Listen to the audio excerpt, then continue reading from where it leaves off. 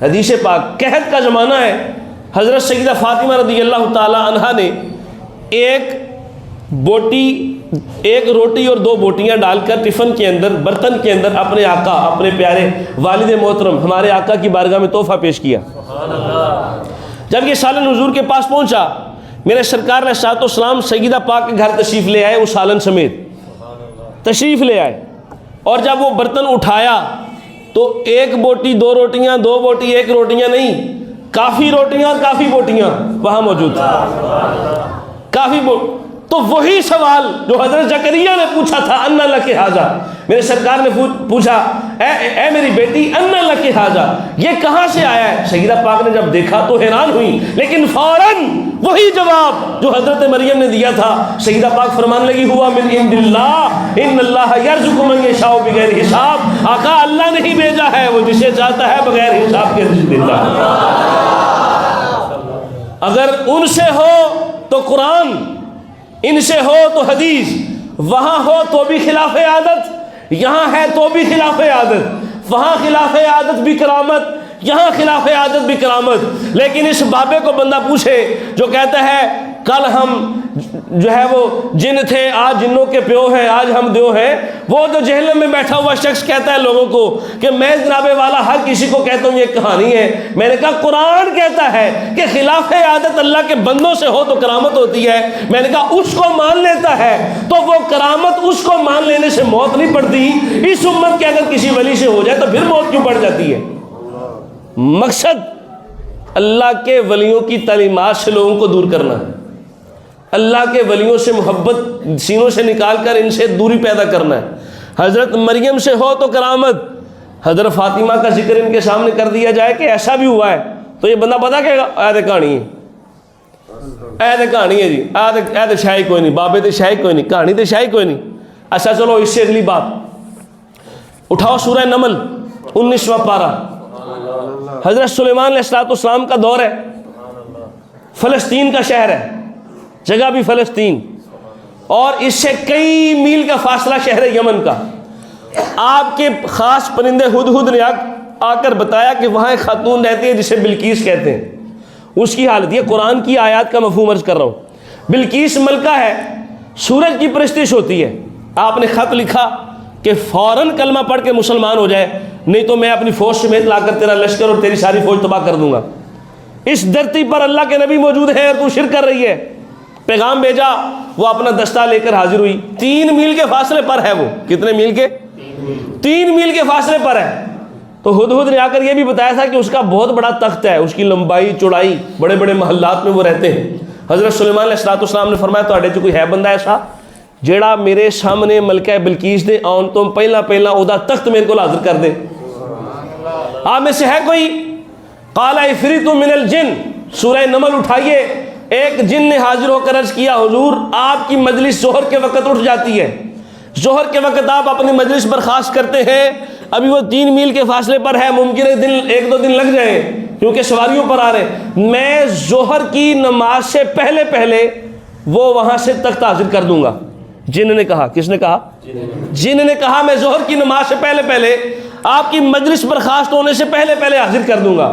اور حالت یہ ہے کہ وہ 7 محل کے کمروں کے اندر سب سے پچھلے محل میں، اور 7 دروازوں کو تالا ہے، اور تخت کی لمبائی چوڑائی اتنی ہے کہ 80 گز چوڑا، 40 گز جو ہے وہ لمبا ہے، اور وہ اتنا وسیع ہے کہ اس پر زبرجد ہے، اس تخت کے اندر کمرے ہیں، جو اتنا بڑا عالی شان تخت ہے۔ اور جن کیا کہتا ہے کہ میں آپ کے سامنے ظہر کی نماز سے پہلے حاضر کر دوں گا۔ میرے سلیمان فرمانے لگے نہیں، مجھے اس سے بھی پہلے چاہیے، مجھے اس سے بھی پہلے چاہیے۔ سلیمان علیہ السلام کی قوم کا ایک بابا، او بولو تو صحیح سبحان اللہ، سلیمان علیہ السلام کی قوم کا ایک بابا جسے تفسیر قرآن میں آصف ابن برخیہ بتایا گیا۔ آصف ابن برخیہ، اللہ نے اسم اعظم سے نوازا ہے اس بابے کو، سلیمان پیغمبر کا ولی، سلیمان پیغمبر کی قوم کا بابا۔ عرض کرتا ہے انا آتی کبھی قبل ان یرتد الیک طرفک، سلیمان گالی کوئی نہیں، اکھ چپکو تخت حاضر ہے۔ پیغمبر علیہ السلام گالی کوئی نہیں، آپ آنکھ چپکے، قرآن کی آیت پڑھی ہے میں نے آپ کے سامنے، آپ آنکھ چپکے تخت حاضر ہے، سلیمان آنکھ بند کر کے کھولی ہے، وہ ملکہ بلقیس کا تخت جو یمن میں ہے وہ فلسطین میں یوں کر کے پکڑ کے سامنے قدموں میں لا دے، وہ قدموں میں آ گیا ہے۔ میں نے کہا اب بتا مجھے، اگر سلیمان کی قوم کا بابا کرے تو وہ قرآن کی آیت سے ثابت ہے، جے سلیمان دے بابے دی یہ شان ہے تو پھر محمد علیہ السلام دے بابے دی کی شان ہوئے گی۔ میں نے کہا اگر پیغمبر سلیمان کے بابے میں اللہ نے یہ طاقت رکھی ہے کہ یمن سے تخت اٹھا کر ایک لمحے میں حاضر کر دے، مطلب کیا ہوا؟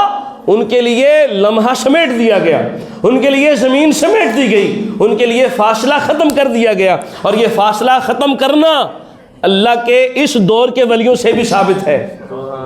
حضرت امام محمد رضا خان فاضل بریلوی رحمۃ اللہ علیہ اپنے محلے میں، اپنی مسجد میں، اپنے کمرے میں تشریف فرمائے، لوگ ڈھونڈ رہے ہیں، امام احمد رضا خان رحمۃ اللہ علیہ ملتے نہیں، نظر نہیں آتے اندر سے۔ ابھی چند لمحے پہلے ملاقات اسی کمرے میں ہوئی، تھوڑی دیر کے بعد وہ کمرے میں ہے ہی نہیں، تھوڑی دیر کے بعد کھیلتے کھیلتے بچے گئے ہیں تو سیدی اعلیٰ حضرت اسی کمرے سے باہر تشریف لا رہے ہیں۔ یہ راز تھا۔ پوچھا حضرت ہمیں سمجھ نہیں آئی، کیا معاملہ ہے؟ کہا اللہ کی قدرت اور اس کی شان نے یہ عطا فرمایا ہے کہ ہم اپنے کمرے سے ہر جمعرات کو مدینہ حاضری دیتے ہیں، ہر جمعرات کو مدینہ حاضری دیتے ہیں۔ اس بات کو امام غوث اعظم حضور غوث اعظم رحمۃ اللہ علیہ، آپ کے ایک ولی کامل، آپ کے مرید کامل فرماتے ہیں، محمد ابن علی ان کا نام تھا، کہنے لگے میں عموماً تیار رہتا تھا کہ حضور غوث اعظم جب بھی رات کو اٹھیں تو وضو کے لیے پانی ان کے لیے ہو، یا وہ آپ استراحت سے اٹھیں، یا آپ کو کوئی حاجت ہو تو مجھے حکم فرمائے۔ ایک مرتبہ اٹھے تو میں نے لوٹا حاضر کیا، آپ میری طرف متوجہ ہوئے بغیر باہر کو نکل گئے، دروازہ خود بخود کھل گیا، آپ کا مرید کہہ رہا ہے اور کتاب میں یہ موجود ہے، دروازہ خود بخود کھل گیا، تھوڑی ہی دیر چلے تھے، میں پیچھے تھا، ایک ایسا شہر نظر آیا جو میں نے پہلے نہیں دیکھا تھا، ایسا شہر دکھائی دیا جو پہلے نہیں دیکھا تھا۔ شہر کے ایک گھر کے اندر کمرے میں داخل ہوئے تو دیکھا کونے میں ایک بندے کی رونے کی آوازیں آ رہی ہیں، ایک بندہ وہاں سے گزرا اور گزر کر اس نے اس بندے کو جو رو رہا تھا اپنے کندھے پر اٹھایا اور وہ وہاں سے رخصت ہو گیا۔ اس کے بعد ایک شخص کو جو شکل سے کافر لگتا تھا حاضر کیا گیا، میرے غوث پاک نے اسے کلمہ شہادت پڑھایا۔ کیا پڑھایا؟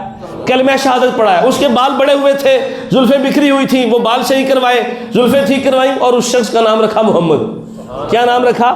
محمد۔ کہتے ہیں یہ کرنے کے بعد جو 6 بندے اور ساتھ میں بیٹھے تھے نا، ان سے فرمایا کہ ہم نے 7ویں کی جگہ اسے مقرر کر دیا ہے، ہم نے 7ویں کی جگہ اسے مقرر کر دیا ہے۔ یہ کہنے کے بعد حضور غوث پاک وہاں سے نکلے، کہتے ہیں تھوڑی ہی دیر چلے ہوں گے تو میں ان کے ساتھ تھا تو دیکھا کہ مدرسہ غوثیہ نظامیہ جو حضور غوث پاک کا بغداد کا مدرسہ ہے، وہاں حضور داخل ہوئے، اپنے کمرے میں جا کر آپ آرام فرمانے لگے۔ رات گزری بڑی بے چینی میں کہ کیا ماجرا ہے۔ صبح اٹھا، جب درس میں حاضر ہوا، دوزانوں بیٹھا تو مجھ سے سبق نہیں پڑھا جا رہا، ایسا رعب طاری ہے مجھ پر۔ حضرت غوث پاک فرمانے لگے بیٹا پڑھتے کیوں نہیں؟ کہتے میں نے کہا حضور رات والا واقعہ کیا تھا؟ حضور رات کا واقعہ کیا تھا؟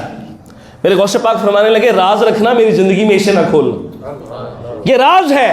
یہ جو شہر تمہیں دکھائی دیا تھا یہ ایران کا شہر تھا، نہامند اسے کہتے ہیں، اور جس گھر میں داخل ہوا تھا وہ جو 6 بندے بیٹھے تھے وہ زمانے کے ابدال تھے، وہ زمانے کے ابدال تھے، اور 7ویں بندے پر نزاع کا وقت طاری تھا، وہ رو اس وجہ سے رہا تھا، اور وہ جو بندہ اٹھا کر اسے لے کر گیا تھا نا وہ حضرت خضر علیہ السلام تھے۔ وہ بندہ جو اٹھا کر گیا تھا وہ خضر، اور وہ جو کافر حلیے سے لگتا تھا وہ قسطنطنیہ ترکی کے ایک شہر کا کافر باشندہ تھا۔ وہ پیش کیا گیا، میں نے اسے کلمہ پڑھایا، مسلمان کیا، اور وہ جو 7واں بندہ انتقال کر گیا تھا اس کی جگہ پہ اسے ابدال مقرر کر دیا، اس کی جگہ اسے ابدال۔ ایک لمحے چند قدم چلنے کے بعد دوسرے شہر میں، چند قدم آنے کے بعد اس شہر میں، مطلب کیا ہوا؟ ان کے لیے وقت کو سمیٹ دیا گیا۔ میں نے کہا سلیمان علیہ السلام کے بابے کے لیے وقت سمیٹا جائے، وہ کرامت قرآن میں چمکتی رہتی ہے، اس کو بیان کریں تو تیرے ماتھے پہ بل نہیں چڑھتے، اور اس قوم کے بابے کے لیے اگر وقت سمیٹ دیا جائے یہ بھی کرامت ہے، یہ تجھے ہضم کیوں نہیں ہوتی؟ پھر مجھے کہنا پڑے گا سلیمان کے بابے کی شان اور ہے، مصطفیٰ کے بابے کی شان اور ہے۔ نعرہ تکبیر، نعرہ رسالت، نعرہ حیدری، نعرہ غوثیہ، شان اولیاء۔ تو جو خلاف عادت کام ہو، قرآن میں ایسی بے شمار مثالیں موجود ہیں جو میں نے آپ کے سامنے رکھی۔ تو مطلب آج کے دور میں اگر کسی کے سامنے ولی کی کرامت پیش کریں تو مرزا محمد علی انجینئر یا اس کا اسٹوڈنٹ جو اس کے بابے کی پرستش کرنے لگ پڑا ہے اور اپنے بابے کی بات کو عرف آخر سمجھتا ہے، اس کے سامنے اگر کوئی بات ایسی رکھی جائے کہ غوث پاک نے ایسا کیا تھا، کہتا ہے کہانی ہے.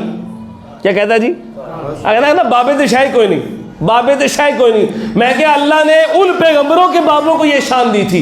بخاری اور مسلم میں حدیث ہے، میرے آقا بنی اسرائیل کے ایک شخص اللہ کے ولی حضرت جریج کا واقعہ سنا رہے تھے. میرے آقا فرمانے لگے جریج وہ اللہ کا بندہ ہے جس پر کسی گندی عورت نے گندا تانا لگا کر الزام لگا دیا. حضرت جریج بڑے پریشان تھے کہ کیا کیا جائے، نہ میں نے جرم کیا ہے نہ مجھے اس کا کوئی پتہ ہے، لیکن یہ سزا میرے سر پر تھوپ دی گئی ہے. اس عورت نے بچے کا نسبت کر دی کہ یہ بچہ بھی جریج کا ہے اور یہ زنا سے پیدا ہوا ہے. ایسی گندی تہمت لگی حضرت جریج پر. اللہ کے ولی کامل تھے، اللہ کی بارگاہ میں دعا کی. اسی بچے کو جو اس کی گود میں تھا پوچھا ہے بتا تیرا والد کون ہے؟ اس نے اپنے والد کا نام لیا.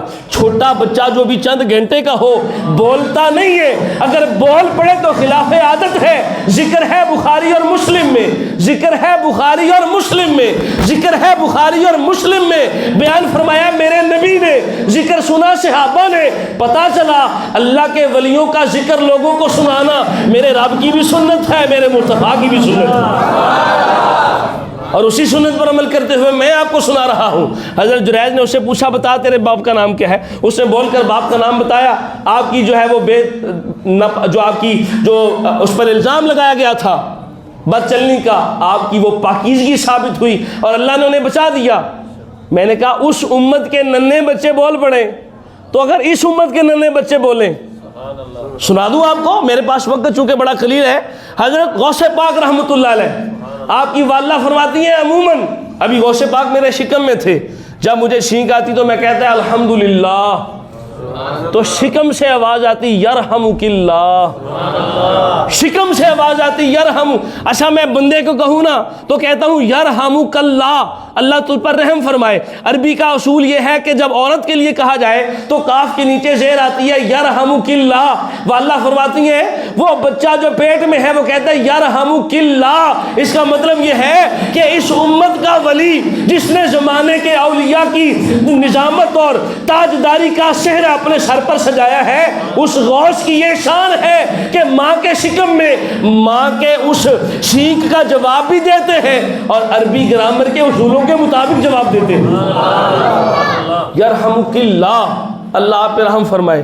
اور 5 سال کی عمر میں جا کر اپنے استاد کے سامنے بیٹھتے ہیں، فرماتے ہیں استاد پڑھو بسم اللہ الرحمن الرحیم، بسم اللہ پڑھ کے 18 سپارے سنا جاتے ہیں. 18 استاد صاحب فرماتے ہیں پتر اگے پڑھو، فرماتے نہیں میری ماں کو اتنے ہی یاد تھے، ماں پڑھتی تھی میں پیٹ میں سنتا تھا، میں نے بھی وہاں سے یاد کر لیے. ایسا ہوتا نہیں، پیٹ سے بچے یاد نہیں کرتے، اگر کر لیں تو خلاف عادت ہے، اور خلاف عادت ولی سے ہو تو کرامت ہے، اور جو کرامت کا انکار کرے وہ گمراہ ہے. کرامت ہوتی ہے نبی کے معجزے کی صداقت، کرامت ہوتی ہے نبی کے معجزے کی صداقت کہ اس امت کے اگر ولی کی یہ شان ہے تو پھر اس امت کے اس ولی کی جو اس نبی کی تعلیمات پر عمل کر کے یہ مقام پا گیا ہے، پھر اس نبی کی شان کیا ہوگی جس نے کرامت کو مانا، اس نے نبی کے معجزے کو مانا، اور جس نے نبی کا معجزہ مانا اس نے خدا کی قدرت کو مانا، اور جس نے کرامت کا انکار کیا نبی کے معجزے کا انکار کیا. جس نے معجزے کا انکار کیا گویا وہ یہ کہنا چاہتا ہے کہ اللہ کے پاس یہ قدرت ہی نہیں کہ وہ اللہ کے ولیوں سے ایسے کام کروا لے. گویا کرامت کا انکار معجزے کا انکار ہے، معجزے کا انکار خدا کی قدرت کا انکار ہے. اس لیے آج علی الاعلان بباغ دوحل کہہ رہا ہوں اللہ کے ولی جو کرامت سر انجام دیتے ہیں اس میں نبی کے معجزے کی بھی جھلک ہوتی ہے، خدا کی قدرت کا کرشمہ بھی ہوتا ہے. اس لیے ایسے ہر جانگلی سے، ہر ایسے جاہل اور گمراہ شخص سے بچیں جو اللہ کے ولیوں کے بارے میں ایسی نازیبا کلمات کہتا ہو اور انہیں کہانیاں کہتا ہو. اگر کہانیاں ہوتی تو اللہ اپنے قرآن میں ایسے ذکر سجاتا ہی نہ، اللہ کے رسول ایسے ذکر سناتے ہی نہ. انہوں نے سنایا ہے کہ ولیوں کا ذکر سننے سے ایمان بھی تازہ ہوتا ہے، اسلام بھی تازہ ہوتا ہے، اور بندے کو عمل کا جذبہ بھی مل جاتا ہے. اللہ تعالی ہمیں عمل کی توفیق عطا فرمائے.